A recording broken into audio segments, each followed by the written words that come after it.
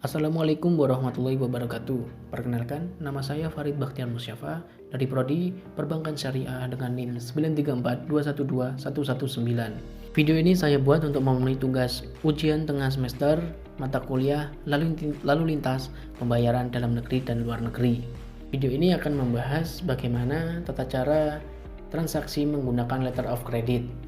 Sebelumnya, perdagangan internasional adalah perdagangan yang dilakukan oleh penduduk suatu negara dengan penduduk di negara lain atas dasar kesepakatan bersama. Dalam melakukan transaksi internasional, seperti transaksi ekspor-impor, ditambah dengan jumlah serta harga yang cukup besar dan tinggi, maka dipastikan akan berbeda dengan transaksi lokal atau transaksi seperti biasanya. Perbedaan tersebut terdapat dalam segi peraturan, mekanisme, pembayaran, dan lain sebagainya. Selain itu, dalam hal transaksi antar negara, biasanya tidak dapat dilakukan secara pribadi. Maksudnya, hanya secara antara penjual dan pembeli, karena dalam hal seperti ini dibutuhkan pihak untuk membantu menangani lalu lintas pembiayaan dalam transaksi internasional ini. Pihak tersebut adalah pihak ketiga, yaitu biasanya bank. Transaksi antar negara, apalagi dengan jumlah dan harga yang besar serta tinggi, biasanya membutuhkan suatu lembaga yang dapat digunakan sebagai perantara pembayaran. Nah, memudahkan lalu lintas pembayaran, bahkan dapat memberikan jaminan rasa aman terhadap penjual dan pembeli antar negara tersebut. Dalam perdagangan internasional, ekspor-impor, pihak lain yang ditunjuk tersebut untuk membantu agar transaksi dapat berjalan dengan lancar adalah pihak bank. Instrumen yang dipergunakan adalah letter of credit. Bank tersebut bertugas melayani serta menerbitkan letter of credit atau LC. LC adalah surat pernyataan yang dikeluarkan oleh bank penerbit atau issuing bank atas permintaan pembeli atau importir yang ditujukan kepada penjual atau eksportir melalui bank penerus atau advising bank atau bank pengonfirmasi, dengan memberikan suatu pernyataan bahwa issuing bank akan membayar sejumlah uang tertentu ketika seluruh persyaratan LC yang ditetapkan telah terpenuhi. Walaupun letter of credit ini diterbitkan oleh bank, namun bank hanya berurusan dengan dokumen saja, tidak dengan barang.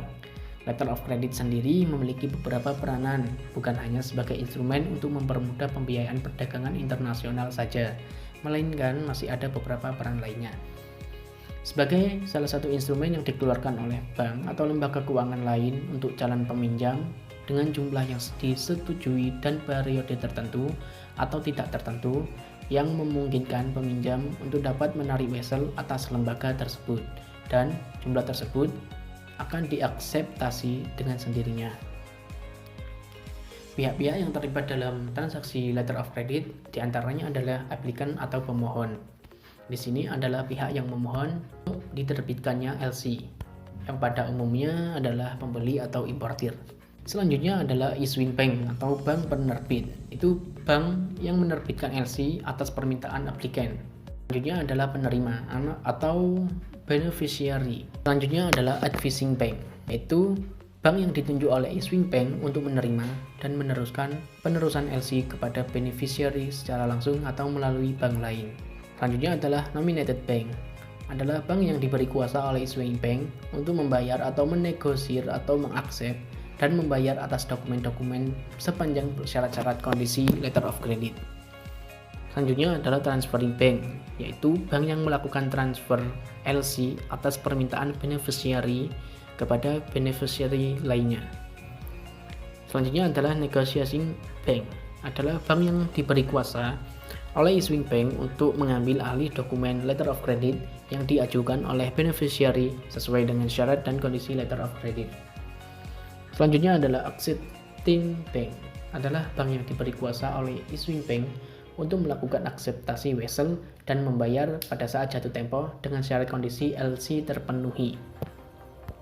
Terakhir adalah claiming bank, adalah bank yang diberi kuasa untuk membayar atau melaksanakan pembayaran kemudian mengakses wesel atau menegosiasi atas suatu LC dan melakukan reimbursement claim kepada reimbursing bank.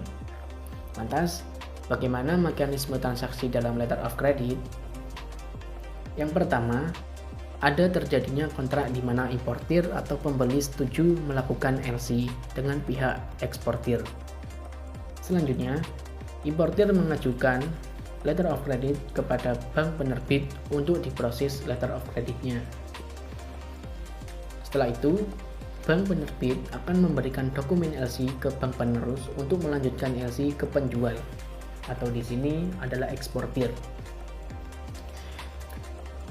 Bank penerus lalu menginformasikan LC ke eksportir, di mana pembeli ini untuk segera dilakukan pengiriman barang sesuai dengan perjanjian kontrak.